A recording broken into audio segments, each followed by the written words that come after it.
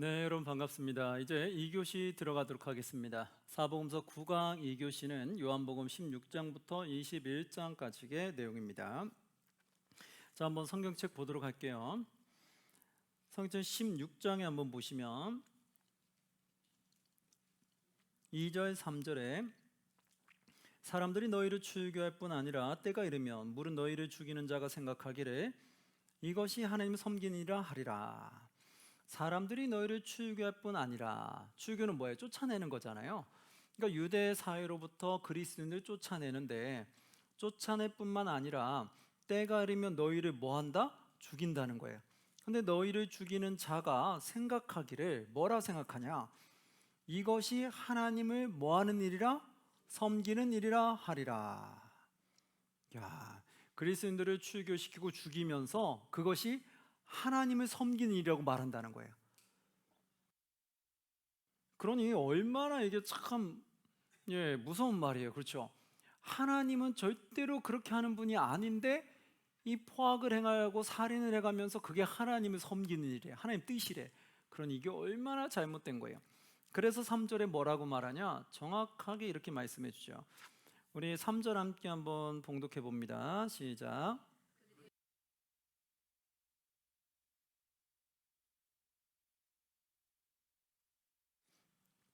네, 그들이 이런 일을 행하는 것은 결국 아버지와 나를 아는 거예요, 알지 못하는 거예요? 그렇죠? 알지 못함이라. 모르니까 이런 악을 행한다는 거예요. 그래서 우리 그리스도인들은 하나님 아버지와 예수 그리스도에서 제대로 알아야 되겠죠. 우리가 신앙생활을 제대로 하고 싶으면 제대로 알아야 돼요. 제대로 모르면 우리가 악을 행하면서도 내가 신앙생활 잘한다 생각할 수 있다고요. 나는 그 공동체를 다 파괴하고 공동체 무너뜨리면서 나는 의로운 일을 행하고 있다, 이렇게 볼 수 있다는 거예요. 나는 하나님에서 의로운 일을 할 수 있다. 그러니까 그것은 잘못된 거죠. 그래서 그런 것들을 우리가 하나님 아버지 잘 보면서 어떻게 해야 하는지를 잘 분별하고 찾아가야 해야 된다는 거죠. 7절에 보면 이렇게 나와요. 그러나 내가 너에게 실상을 말하노니 내가 떠나는 것이 너에게 무엇이다? 유익이라. 내가 떠나가지 아니하면 무엇이 너에게로 오지 않아요? 보혜사가 너에게로 오지 아니할 것이요 가면 내가 그를 너에게로 보내리라. 즉 바로 보혜사 성령 하나님께 너와 함께하기 때문에 어떻게 보면 내가 떠나는 것이 너에게 유익이라는 거예요. 왜? 예수님 계시면 너무 한정된 공간에서만 다니잖아요. 그러나 성령이 모든 곳에 역사하면 온 세계가 변화되기 시작하죠. 그래서 성령이 너에게 와서 역사하는 것이 너에게 유익이다. 그러면서 8절에 그가 와서 죄에 대하여 의에 대하여 심판에 대하여 세상을 책망하리라. 9절 말씀 보면 죄에 대하여라 함은, 그럼 죄가 뭐냐? 성경에서 말하는 죄에 대하여 함은 그들이 나를 뭐한 거다? 믿지 아니함이다. 그렇죠? 죄가 예수님 믿지 않는 거죠. 예수님을 떠난 것이 죄라는 거예요. 즉 하나님을 떠난 것이 죄라는 것처럼 예수님을 떠나는 것이 하나님을 떠나는 것과 같은 거죠. 그래서 예수님 믿지 아니하는 것, 하나님을 믿지 아니하는 것, 즉 영접하지 아니한 것이 바로 죄다라고 말하게 되죠. 그 나머지는 뒤에 한번 좀 읽어보시면 되겠고요. 33절로 가볼게요. 16장 33절. 많이 아는 구절일 텐데요. 함께 봉독합니다. 이것을 너에게 이르는 것은 너희로 내 안에서 평안을 누리게 하려 함이라. 세상에서는 너희가 환난을 당하나 담대하라. 내가 세상을 이기었노라. 아멘. 예, 이것을 너에게 말하는 이유, 즉 예수님이 왜 떠나야 되며 왜 성령을 주시며 또 왜 너희를 죽이는 일이 왜 나타날 거며 너희를 출교하는 일이 왜 나타날 건지 이런 등등을 말하는 거. 예수님이 십자가를 지시고 떠났을 때, 하늘에 올라가 있을 때 어떠한 일들이 일어날 것인지 이런 것들을 다 말해주는 이유, 그리고 예수님이 내려와서 재림해서 또 어떻게 할 것인지 이런 것들을 다 미리 말씀하시는 이유는 너에게 이르는 것은 너희로 내 안에서 무엇을 누리게 하려 한다? 평안을 누리게 한다. 이 평안은 뭘까요? 앞으로 어떻게 되어질을 알면 내 마음에 준비가 된다는 거예요. 그러나 앞으로 일어날 일을 모르면 불안하죠. 예수님이 하늘에 올라가시면 그 다음 어떻게 되는 거야? 다시 우리한테 오는 거야? 안 오는 거야? 그럼 올라가면 끝나는 거야? 그럼 성령님이라는 분을 통해서 우리한테 어떻게 하는 거지? 전혀 우리가 모르면 그럼 두렵잖아요. 막막하잖아요. 그런데 이 스토리를 다 아는 거예요. 예수님이 떠나게 되면 우리 완전히 버리시는 게 아니라 성령님을 보내서 또 역사하게 하실 거고, 또 예수님이 마지막 때 우리가 주님에서 오면은 우리를 하나님이 하늘 천국으로 인도하실 거고, 그리고 우리가 예수님 떠난 그 사이에 또 어떤 일들이 일어날 건지, 출교라든가 이런 일이 일어났을 때 이게 예수님이 예언하신 대로 말씀한 대로 그대로 돼가고 있는 거구나. 그걸 우리가 알고 가면, 그러면 어떤 일이 될지 이루어질지 그걸 다 알면, 그러면 우리가 마음이 좀 더 평안할 수 있다는 거예요. 우리도 어느 길을 갈 때 어떤 코스마다 뭐가 있는지 알고 가는 것과 전혀 모르고 가는 것과는 다르죠. 모르면 무슨 일이 일어날지 모르니까 두렵잖아요. 근데 무슨 일이 일어날지 알고 가면 우리가 미리 대처도 할 수 있고 준비도 할 수 있고 마음에 또 각오도 할 수 있고 등등의 여러 가지를 우리가 준비하고 나갈 수 있기 때문에 좀 더 내 마음이 평안을 누릴 수 있겠죠. 그래서 세상에서는 너희가 환난을 당하나, 그렇죠, 환난 당한다고 하잖아요. 환난 당하나 뭐하라? 담대하라. 왜 그러냐? 내가 세상을 뭐했다? 이겼노라. 예수님 세상을 이겼다는 말은 뭐예요? 그 죽음을 이겨내셨다는 거예요. 그래서 너희도 환난 당하나 담대하라. 즉 너희도 죽음을 각오하고 이겨내라고 말하는 거예요. 너희도 이겨내야 한다. 왜?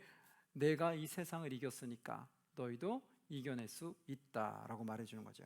17장 가시면 17장의 1절에서 5절 말씀이 좀 중요한데요. 17장의 1절부터 5절에는 무슨 말씀이 나오냐면 세상적인 예수 그리스도의 기도가 등장하는데요. 한번 보시면 1절, 예수께서 이 말씀을 하시고 눈을 들어 하늘을 우러러 이르시되, 하늘을 보시고 하나님께 기도 올려드리는데 뭐라고 하냐? 아버지여, 때가 이르렀사오니 아들을 영화롭게 하사 아들로 아버지를 영화롭게 하게 하옵소서. 2절, 아버지께서 아들에게 주신 모든 사람에게 무엇을 주게? 영생을 주게 하시려고 만민을 다스리는 권세를 아들에게 주셨음이로소이다. 영생은 3절, 영생은 곧 유일하신 누구? 참 하나님과 그가 보내신 자 누구? 예수 그리스도를 아는 것이니이다. 아멘. 영원한 생명을 얻는 비결이 나온 거잖아요. 영원한 생명은 곧 유일하신 참 하나님과 그가 보내신 예수 그리스도를 아는 것이다. 그래서 그를 알고 그를 영접한 자, 그들이 바로 영생을 받는 자다라는 걸 얘기해 주죠. 4절 보면 아버지께서 내게 하라고 주신 일을 내가 이루어 아버지를 이 세상에서 영화롭게 하여 싸우니. 5절, 아버지여 창세전에 내가 아버지와 함께 가졌던 영화로서 지금도 아버지와 함께 나를 영화롭게 하옵소서. 아멘. 이렇게 나오죠. 하나님께 어떤 기도를 올려드리는지 한번 보시면 되고, 그 뒤에 것도 한번 쭉 읽어보시면 예수님이 어떤 말씀으로 하나님께 기도 올려드리는지를 쭉 보시면 좀 많은 것들이 도움이 되실 겁니다. 18장으로 넘어갈게요. 18장에서는 이제 예수님이 체포당하는 사건이 등장하게 되는데요. 18장 1절, 예수께서 이 말씀을 하시고 제자들과 함께 기드론 시내 건너편으로 가시니, 이렇게 나오죠. 자, 그러면 17장까지는 어떤 말이었냐면, 오늘 본문에 보면 여기 앞에 보시면 뼈대 잡기에 13장부터 16장까지가 무슨 설교였어요? 고별 설교죠. 그러니까 13장부터 17장까지 계속해서 그 고별 설교가 나왔던 거예요. 그리고 나서 이제 18장부터 내용이 전환되면서 바뀌게 되는 거죠. 자, 그러면 18장에는 이제 예수님이 이 말씀을 하시고 제자들과 함께 기드론 시내 건너편으로 나가셨어요. 그곳에 동산이 있는데 제자들과 함께 가시니라. 그때 3절에 보니까 이 가룟 유다가 군대와 대제사장들과 바리새인들에게 얻은 아랫사람들을 데리고 등과 횃불과 무기를 가지고 그리로 오는지라, 이렇게 나오죠. 가룟 유다가 예수님 파하기 위해서 거기로 왔어요. 그러자 이걸 봤다가 10절에 이에 시몬 베드로가 칼을 가졌는데 그것을 빼어 대제사장의 종을 쳐서 오른편 귀를 베어버리니 그 종의 이름은 무엇이다? 말고라. 베드로가 칼을 들어서 그 종의 오른편 귀를 벤 적이 있었어요. 그 사건이. 그러자 11절, 예수께서 베드로더러 이르시되 칼을 칼집에 꽂으라. 아버지께서 주신 잔을 내가 마시지 아니하겠느냐 하시니라. 이렇게 나오죠. 칼을 칼집에 꽂아라. 왜? 아버지가 주신 잔을 내가 마시지 아니하겠느냐, 즉 아버지의 명령을 내가 따라야 되지 않겠느냐, 이 말이죠. 그래서 결국은 이 십자가를 지는 건 아버지의 뜻이다. 그래서 나는 이것을 따라야 하기 때문에 막지 마라, 막으려고 하지 마라, 이거죠. 베드로는 어떻게 해서든지 예수님 못 잡아가게 하려고 막으려고 했던 거죠. 그런데 그렇게 하지 마라라고 말씀하시죠. 그리고 나서 13절 14절에 보면 다른 공간복음서에 나오지 않는 또 내용들이 나와요. 그게 뭐냐? 13절 14절에 먼저 누구에게 끌고 갔어요? 안나스에게 끌고 갔다. 이 말은 다른 복음서에 안 나오거든요. 근데 여기는 이제 안나스에 끌고 간 게 나오고, 근데 그 안나스는 누구냐? 그 해 대제사장인 가야바의 장인이다 이렇게 나와요. 그의 대제사장 장인이 등장하는 게 여기에 처음 나오죠. 그리고 14절에 보니까 그럼 가야바는 누구냐? 유대인들에게 한 사람이 백성을 위하여 죽는 것이 유익하다라고 권고하던 자다 이 말이죠. 즉 이 가야바는 예수가 죽어야 된다라고 말했던 자라는 거예요. 그러한 자의 장인에게 먼저 갔었어요. 그리고 나서 어떤 내용인지 쭉 보시고요. 그 다음에 24절에 안나스가 예수를 결박한 그대로 대제사장 누구에게 또 보냈어요? 가야바에게 보냈다. 이제는 안나스에게 먼저 갔다가 그 다음에 가야바에게 간 사건이 나와요. 그리고 28절에 보니까 그들이 예수를 가야바에게서 관정으로 끌고 가니 새벽이라. 그럼 이 관정으로 이제 누구한테 간 것이냐? 29절에 보니까 그러므로 빌라도가 밖에서 나가서 그들에게 말하되 너희가 무슨 일로 이 사람을 고발하느냐? 이제는 누구한테 간 거예요? 가야바 다음에 빌라도로 이동하게 됐죠. 그 이동 경로가 더 자세하게 나온 것은 요한복음에만 나옵니다. 다른 복음서는 한번 뒷부분 읽으면서 어떻게 나오는지 여러분이 한번 생각하면서 읽어보시면 어떻게 다른지가 알게 되실 거예요. 자, 이제 빌라도에게 갔어요. 그러자 이제 빌라도가 그들을 신문하게 되겠죠. 예수님이 신문하게 되는데 예수님에게 이렇게 말합니다. 예수님께서는 이 빌라도에게 뭐라고 말하냐면 36절 예수께서 대답하시되 내 나라는 이 세상에 속한 것이 아니니라 이렇게 나오죠. 내 나라는 이 세상에 속한 게 아니다. 근데 지금 이 유대인들은 뭐라고 말했냐면 이 예수가 이 세상에서 왕이 돼서 너희들에게 반역하려고 한다. 그러니까 반역죄로 뒤집어 씌워서 그래서 예수를 처형하게 만들려고 했거든요. 죽게 만들려고 했는데 예수님이 말씀하신 건 이런 거예요. 내 나라는 이 세상에 속한 것이 아니다. 만일 내 나라가 이 세상에 속한 것이었다면 내 종들이 싸워 나로 유대인들에게 넘겨지지 않게 하였으리라. 그럼 내 종들이 유대인 거 써서 나에게 넘기지 않게 했을 거라는 거예요. 그러나 이제 내 나라는 여기에 속한 것이 아니니라 이렇게 말하죠. 그러니까 이 빌라도가 봤을 때 이 세상에 속한 나라가 아니니까 이 예수가 우리를 대적하는 자가 아닌 거잖아요. 반역자가 아니잖아요. 그럼 정치적으로 반역한 자가 아니기 때문에 굳이 예수님을 처형할 이유가 없었거든요. 그래서 뒤에 보시면 이렇게 나옵니다. 19장으로 넘어가면 1, 2절에 이에 빌라도가 예수를 데려다가 채찍질하더라. 군인들이 가시나무로 관을 엮어 그의 머리에 씌우고 자색옷을 입히고 3절 앞에 가서 이르되 유대인의 왕이여 평안할지어다 하며 손으로 때리더라. 이렇게 이제 예수를 때렸던 사건들, 이제 그 사건들이 등장하면서 신문하고 빌라도가 군인들한테 보내면서 일어났던 그런 모욕적인 사건들이 드러나면서 뭐라고 되냐? 4절에 이렇게 말합니다. 빌라도가 다시 밖에 나가 말하되 보라 이 사람을 데리고 너에게 나오느니 이는 내가 그에게서 아무 죄도 찾지 못한 것을 너희로 알게 하려 함이로다 하더라. 이렇게 나오죠. 결국 그에게 죄가 있다는 거예요, 없다는 거예요? 없다는 거죠. 이 빌라도도 죄가 없다고 한 거예요. 없다고 했는데 유대인들이 계속 죄를 만들어서 죽게끔 만든 거예요. 그러니 이게 유대인들이 얼마나 사악한지를 알게 되겠죠. 우리가 그와 같다는 거예요. 악하게 되면 그러면 누군가 죄를 짓지 않아도 죄를 지은 것처럼 만들어서 그를 죽게끔 하더라는 거예요. 그게 정말 악한 거예요. 그러니까 우리는 절대 그러면 안 돼요. 우리는 악해서 누군가를 정말 이렇게 부당한 일을 당하도록 그렇게 만들어가는 것은 절대로 안 된다. 한번 계속해 볼게요. 이렇게 말을 했으면 그들이 들어야 되는데 그들이 듣지를 않았어요. 12절 보니까 이러죠. 이러함으로 빌라도가 예수를 놓으려고 힘썼으나, 그죠? 빌라도는 예수를 놓으려고 힘썼어요. 그러나 유대인들이 소리질러 이르되 이 사람을 놓으면 가이사의 충신이 아니니다 이렇게 나오죠. 가이사는 누구예요? 로마의 황제죠.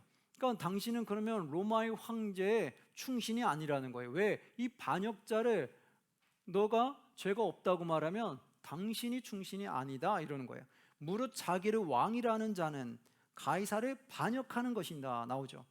그 로마 황제를 반역하는 건데 당신이 반역 안 한다고 말하면 당신이 충신이 아니다. 그렇게 해서 거짓 보고를 하려고 했던 거예요. 이 빌립보를 이 빌라도를 로마 황제에게 고발하려고 했던 거예요. 이 빌라도가 충신이 아니다. 우리한테는 이가 분명히 왕이라고 해서 반역하려고 하는데 이 조짐이 보이는데 이 빌라도가 그거를 무마하고 있다. 이런 식으로 이제 그를 다시 고발하려고 했던 거죠. 그러니까 이 빌라도 입장에서는 어떻게 되겠어요? 겁을 먹게 되는 거죠. 괜히 잘못 올라갔다가 자기가 이상한 사람이 돼버릴 수 있잖아요. 그리고 이들은 여러 명이 모여서 그렇게 말하고 있고, 그러면 본인만 뭐가 되겠어요? 이상해지잖아요. 그래서 이 빌라도가 결국 어떻게 됐느냐? 13절.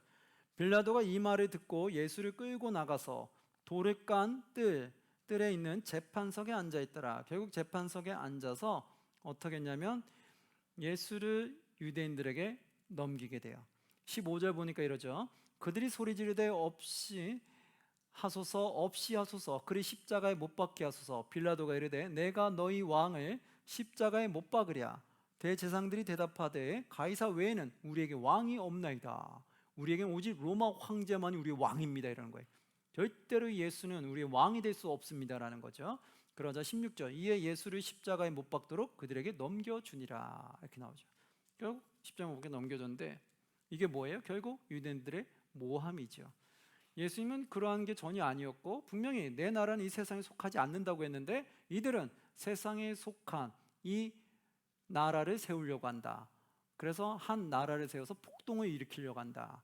이런 식으로 대적하려고 한다는 식으로 그들이 누명을 씌워서 결국은 예수를 십자가에 못 박게 만들죠. 이게 악한 거라는 거예요. 악한 자는 없는 죄도 만든다는 거예요.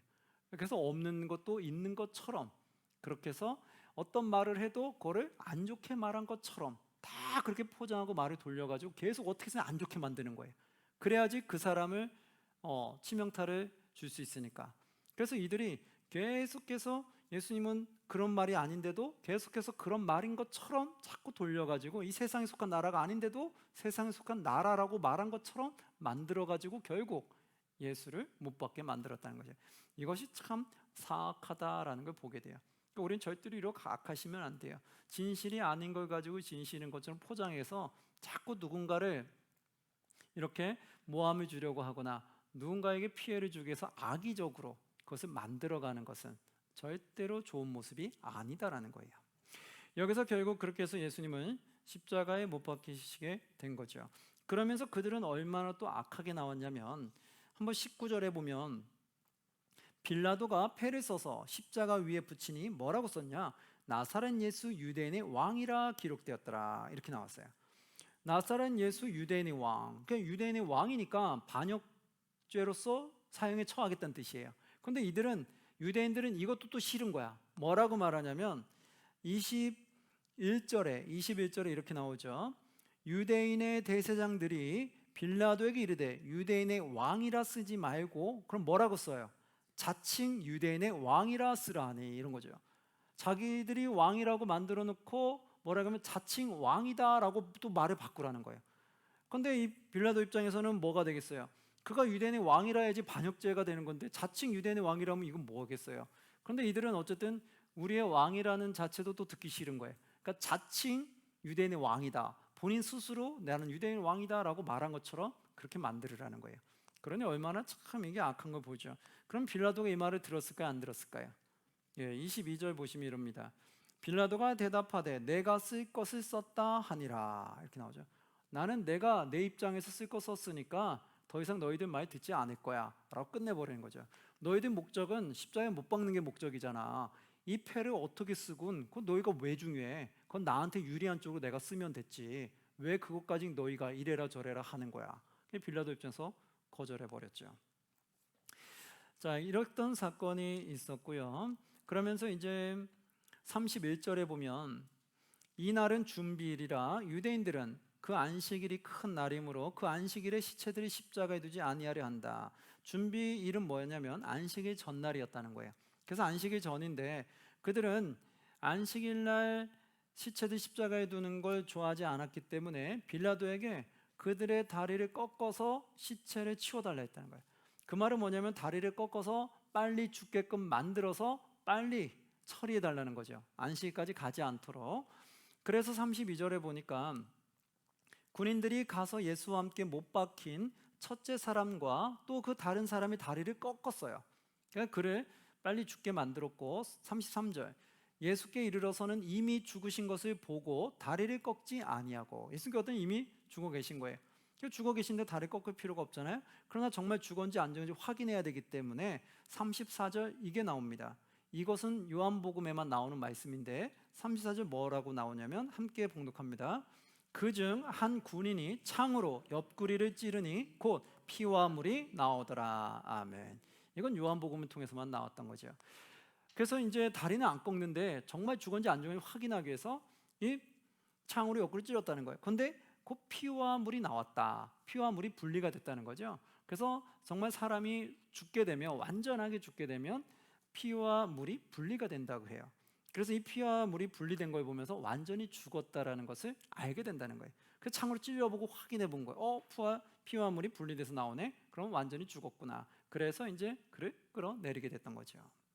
자, 그런데 이것이 36절에 보면 이러한 것도 섬세하게 구약의 예언을 이루기 위한 거였다는 거예요.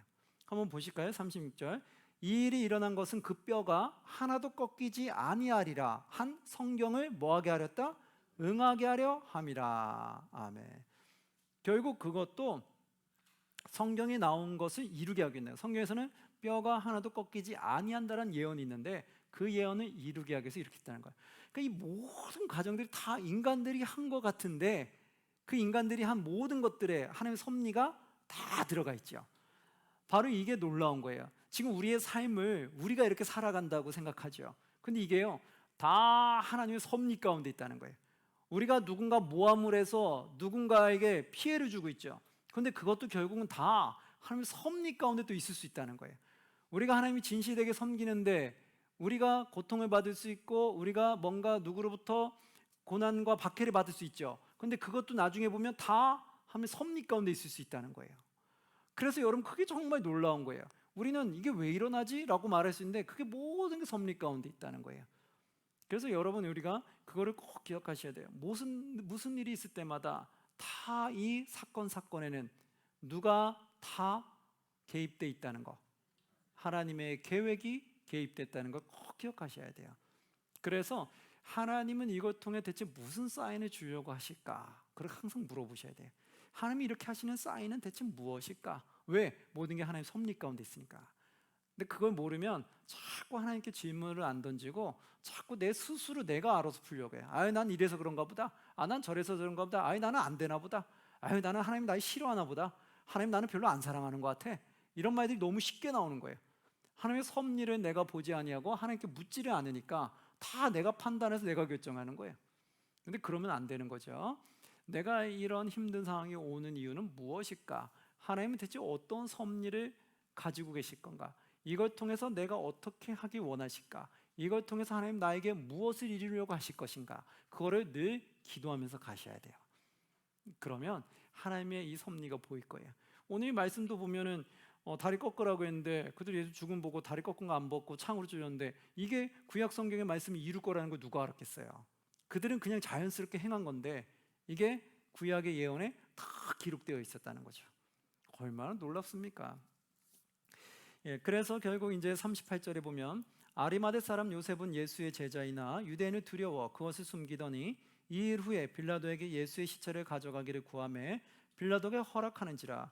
이에 가서 예수의 시체를 가져다가 39절 일찍이 예수께 밤에 찾아왔던 니고데모도 모략과 침향 섞은 것을 100리트라쯤 가지고 온지라. 이렇게 나오죠.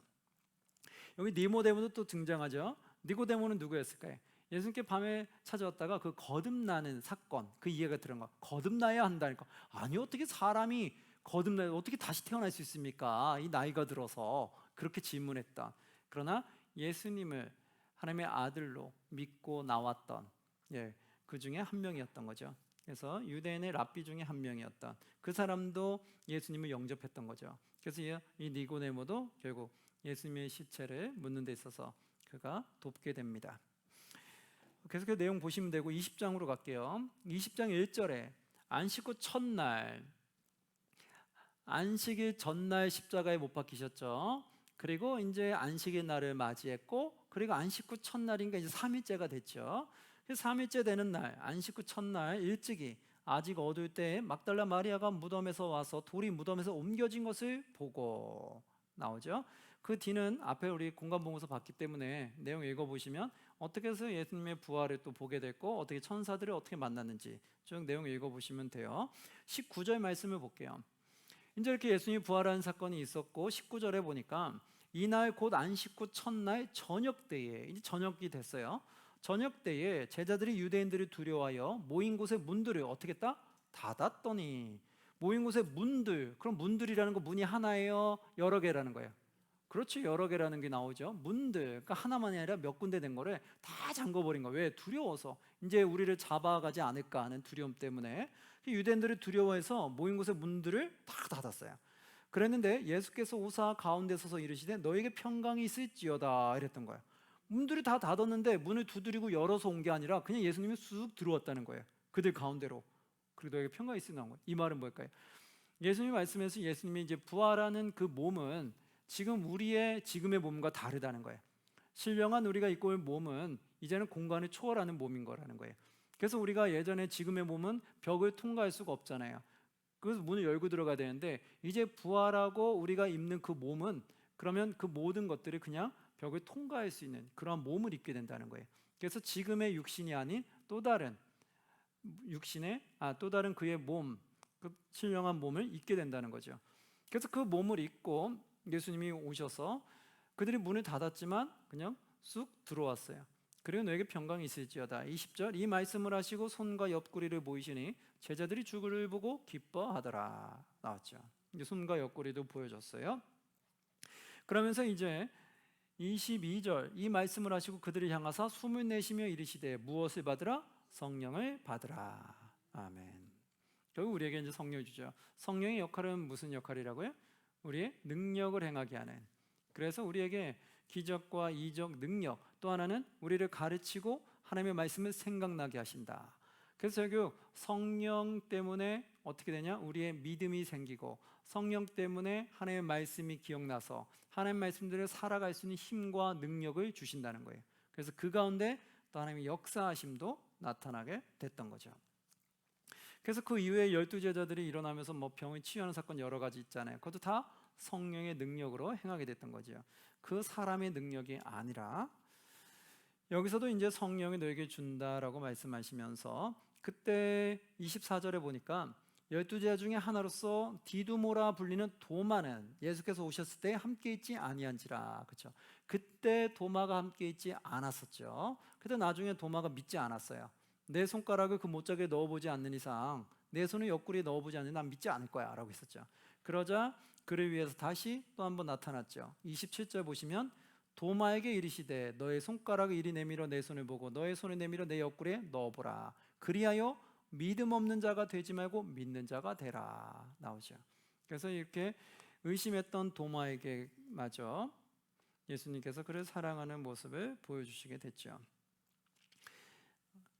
그러면서 31절 보시면 이제 이렇게 나옵니다. 오직 이것을 기록함은 너희로 예수께서 하나님의 아들 무엇임을 믿게 한다? 그리스도이심을 믿게 하려 한다. 이렇게 성경을 기록한 이유는 결국 예수님이 하나님의 아들 구원자다라는 걸 믿게 하려 함이라. 또 너희로 믿고 그 이름에 힘입어 무엇을 얻게 한다? 생명을 얻게 하려 하십니다. 예수님이 구원자이심을 믿음으로 말미암아 결국 우리가 생명을 얻게 하기 위한 거라는 거예요. 그래서 하나님의 말씀을 보는 거는 결국 뭐를 하게 되는 거예요? 하나님의 말씀을 통해 결국 무엇을 깨닫는 거예요? 예수님이 누구라는 거? 하나님의 아들 그리스도라는 거, 하나님의 아들 구원자라는 거, 그것을 깨닫는 거죠. 그리고 그걸 깨닫고 그것을 받아들이면서 우리가 무엇을 얻는 거예요? 영생을 얻는 거죠. 생명을 얻는 거죠. 그러니까 우리가 말씀을 보면은 그 예수님이 나에게 하나님의 아들 메시아 구원자라는 게 믿어지고 그 믿어짐을 해서 내가 구원을 받는 거예요. 영원한 생명 얻는 거잖아요. 그러니까 우리가 하나님 말씀을 보면 이 본질이 계속해서 회복되는 게 우리 역사예요. 근데 우리가 이거를 조금 안일하게 보게 되면 하나님의 말씀을 보면서 우리는 그 우리의 구원자란 예수님이 믿어지면서 내가 영생을 얻는 걸로 가야 되는데 말씀을 통해서 우리는 자꾸 기복신앙으로 가려고 한다는 거예요. 분명히 똑같은 말씀을 보고 있는데 누군가는 말씀 보면서 그 예수님이 나의 메시아고 그 메시아가 믿어지면서 영생을 얻는 쪽으로 가는 게 아니라 예수님을 믿음으로 말미암아 나는 복 받는다. 예수님 믿음으로 말미암아 나는 일이 잘 풀릴 거다. 예수님 믿음으로 말미암아 나는 병도 치유되고 사업도 잘 되고 모든 일이 다 잘 될 거다. 만사 형통할 거다. 이제 이런 쪽으로 이 구원과 영생과 전혀 관계없는 이 세상의 부와 명예를 쫓아가는 경우가 있다는 거예요. 신기하지요. 분명히 말씀은 이렇게 해서 기록했다고 했는데 왜 누구는 이 말씀을 보면서 왜 자꾸 이 세상의 부와 명예를 찾고 그걸 추구하냐는 거예요. 예수님 분명히 그렇게 말씀한 적이 없는데 이 성경 기록한 목적도 분명히 이 세상의 부와 명예를 위해서 기록한 게 아니잖아요. 그래서 우리가 이 말씀에서 부와 명예 쪽으로 치우치는 것은 잘못 가는 거다라는 걸 이제 좀 깨달으셔야 돼요. 우리가 말씀을 보는 거는 그 예수님이 하나님의 아들이고 나를 살리기 위해서 오신 메시아라는 걸 내가 깨닫게 하기 위한 거구나. 그 깨달음으로 말미암아 내가 결국 구원받은 자의 삶을 살아가는 거구나. 바로 영생 얻은 자의 삶을 살아가게 하기 위해서 이 성경이 기록된 거구나. 이걸 여러분 정확하게 아셔야 돼요. 그 외에 이 세상의 부와 명예는 그건 하나님이 줄 수도 있고 안 수도 있는 선택이에요. 그 선택이 교회의 본질이 돼버리면 안 된다고요. 그러면 교회의 신앙이 타락해 버리는 거예요. 그래서 그냥 세상의 그냥 부적과 같은 그런 부적 신앙이 돼버리는 거라고요. 그래서 하나님 믿는 말씀은 전혀 그게 아니니까 그런 쪽으로 치우치지 않도록 여러분 꼭 노력했으면 좋겠습니다. 자, 이제 마지막에 21장 이제 추신된 거랬어요. 추가된 거면 그럼 대체 이 공간 복음서에 나오지 않는 또 다른 추가된 건 무엇일까? 한번 보도록 할게요. 우리가 많이 아는 내용들인데 그것이 다 요한복음 21장 내용이었다는 거예요.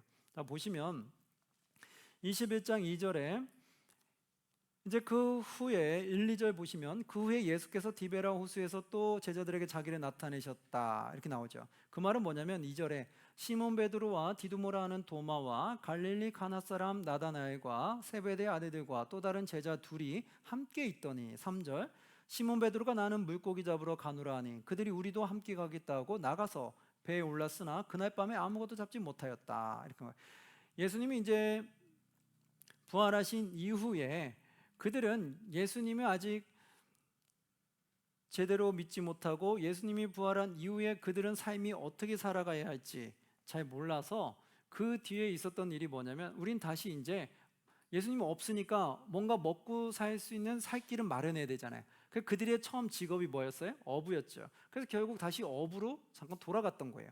그래서 고기를 잡으러 갔는데 5절 6절에 예수님이 그 자리에 나타나신 거예요.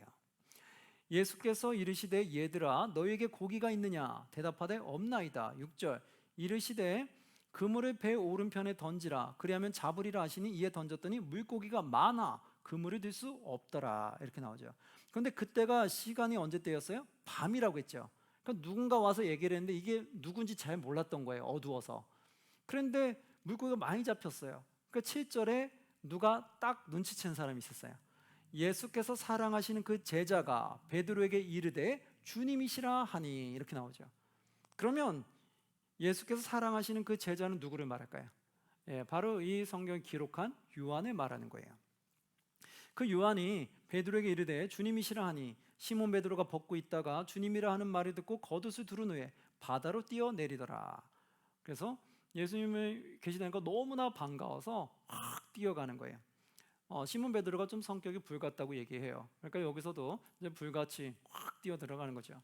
그러자 11절에 시몬 베드로가 올라가서 그물을 육지에 끌어올리니 이제 예수께서 그것을 가져오라고 하니까 시몬 베드로가 올라가서 그물을 육지에 끌어올렸어요. 근데 가득히 찬 큰 물고기가 몇 마리였어요? 153마리라. 이같이 많으나 그물이 찢어지지 아니했지라. 그때 잡은 고기가 153마리, 153. 그렇죠. 그래서 우리가 153 해가지고 나온 게 있잖아요. 153이라는 숫자는 여기서 나온 거죠. 물고기 잡은 숫자. 그래서 우리가 153 볼펜이라고 한번 여러분 쓴 거 있어요? 볼펜을 보면 이렇게 153에서 나오잖아요. 그게 이제 믿는 분이 그렇게 명을 해서 나왔던 거죠. 그래서 그 153이 바로 여기서 나왔던 그거예요. 그래서 153마리를 끌어올리게 되었다. 그리고서 조반에 드신 후에 15절에 이렇게 나옵니다. 이제부터 우리가 많이 아는 내용이 나올 거예요. 그들이 조반을 먹은 후에 예수께서 시몬 베드로에게 이르시되 요한의 아들 시몬아 너가 이 사람들보다 나를 더 사랑하느냐. 많이 들었던 말씀이죠. 그러자 이르되 주님 그러하나이다. 내가 주님을 사랑하는 줄 주님께서 아시나이다. 이렇게 말해요. 나 주님 사랑합니다. 주님께서 아시지 않습니까? 이르시되 내 어린 양을 뭐하라? 먹이라. 내 어린 양을 먹여라. 이 말은 뭐예요? 너가 이제 하나님이 맡겨진 그 양떼들을 잘 양육해라는 거예요. 하나님의 말씀으로. 왜? 제자들이 하나님의 말씀 많이 잘 알고 있잖아요. 그럼 그 말씀으로 이제 아직 잘 모르는 하나님의 양떼들을 잘 양육해 줘라. 그래서 나중에 12제자들이 사도로서 또 이 역할을 담당하게 되잖아요. 그러자 16절 또 두 번째 이르시되 요한의 아들 시몬아 너가 나를 사랑하느냐 하시니 두 번째 또 물었죠. 사랑하시냐. 그러다 이르되 주님 그러하나이다. 내가 주님을 사랑하는 줄 주님께서 아시나이다. 내 사랑합니다. 주님 나 사랑하는 거 아시지 않습니까? 그러자 또 뭐라고 말해요? 이르시되 내 양을 치라 하시고 또 맡겨진 양을 치라. 세 번째 17절 세 번째 또 이르시되 요한의 아들 시몬아 내가 나를 사랑하느냐. 세 번째 또 물었어요. 왜 자꾸 또 물을까요? 한 번 물으면 되지 자꾸 물은 이유는 뭐예요? 그만큼 베드로가 어떤 마음을 가지고 있는지 더 정확히 확인하는 동시에 더 강조법을 쓰는 거예요. 너는 이것을 꼭 해야 된다. 꼭 해야 된다라는 걸 계속해서 더 심층 있게 이야기해 주는 거라는 거죠. 더욱더 중요하다는 것을 말해주게 되는 거예요. 세 번째 물으니까 사랑하느냐 하니까 주께서 세 번째 내가 나를 사랑하느냐 하심으로 베드로가 근심하여 이르되 이제 근심이 생겼어요. 이상하다. 내가 사랑하는 걸 못 믿으시나? 이거 왜 그런 걸까? 근심이 되죠. 이르시되 주님 모든 것을 아시오니 내가 주님을 사랑하는 줄을 주님께서 아시나이다. 이렇게 또 물었어요. 그래서 예수께서 이르시되 내 양을 먹이라 또 얘기하죠. 그래서 하나님의 모든 제자들 하나님 믿는 모든 자들에게 하나님의 말씀으로 잘 꼴을 먹이라고 얘기해요.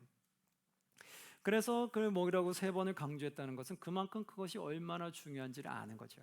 그래서 우리가 교회에 오게 되면 우리가 이제 말씀의 꼴을 먹잖아요. 그럼 말씀의 꼴을 먹으면 교회 안에서 또 지도자분들이 나올 거 아니에요. 그러면 목회자로부터 이제 말씀의 꼴을 먹었으면 이제 그 평신 지도자 중에서도 목회자로부터 받은 그 말씀의 꼴을 또 내가 담당하는 또 나에게 맡겨진 구성원들에게 말씀을 또 잘 전해 주셔야 되는 거예요. 그 내 구성원들이 말씀에 잘 스며들 수 있도록.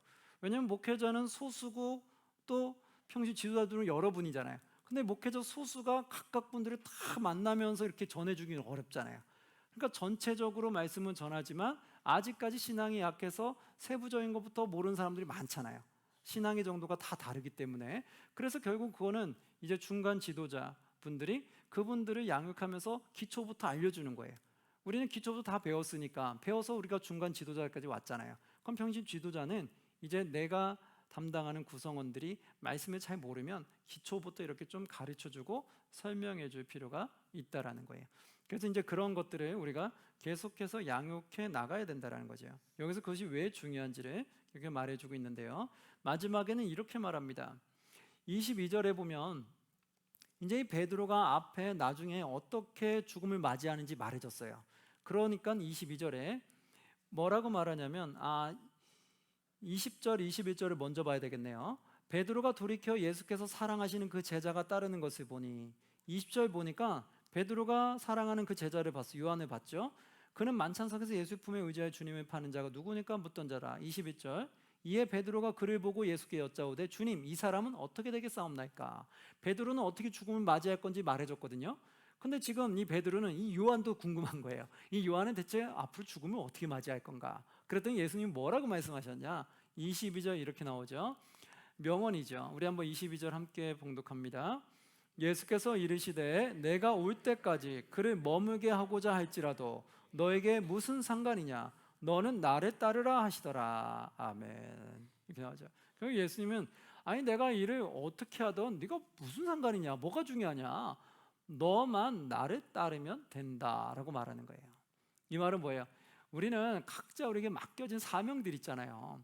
그럼 나에게 맡겨진 사명, 역할만 충실하게 하면 되지 왜 남의 일에 자꾸 간섭하고 감나라 판나라 하냐는 거예요. 그냥 그 사람은 그 사람이 맡겨진 걸 충성하면 되고 난 나에게 맡겨진 걸 충성하면 되는 거지 왜 난 나에게 맡겨진 것도 제대로 안 하고 있으면서 자꾸 남에 대한 이야기를 하고 다니냐는 거예요. 그러지 말라는 거예요. 남의 일 신경 쓰지 말고 너에게 맡겨진 거나 잘 수행하라. 그 말이 참 명언이죠. 우리도 그런 것 같아요. 우리도 각자 맡겨진 사명이 있잖아요. 그러면 우리에게 맡겨진 거에만 충실되게 잘 이행하면 되는 거예요. 그래서 나에게 맡겨진 거에 우리가 본이 되면 되는 거죠. 근데 나에게 맡겨진 것도 제대로 못하고 본이 안 되면서 자꾸 다른 사람 판단하고 있고 자꾸 다른 사람 이야기하고 있으면 그것이 오히려 오늘 예수님에게 지책받는 내용이 되는 거예요. 다른 사람 신경 쓰지 말고 너에게 맡겨진 거나 잘 해야 된다. 바로 이 말씀에 잘 따라서 우리는 이제 하나님께 맡겨진 모든 역할들이 있을 거예요. 그 역할에 맞게끔 잘 수행하셔서 나중에 하나님 만났을 때 예수님 앞에서 모두 다 칭찬받는 저와 여러분들이 모두 다 되시기를 주의 이름으로 축원합니다. 아멘. 자, 우리 박수로 이 교시 한번 마치도록 하겠습니다. 네.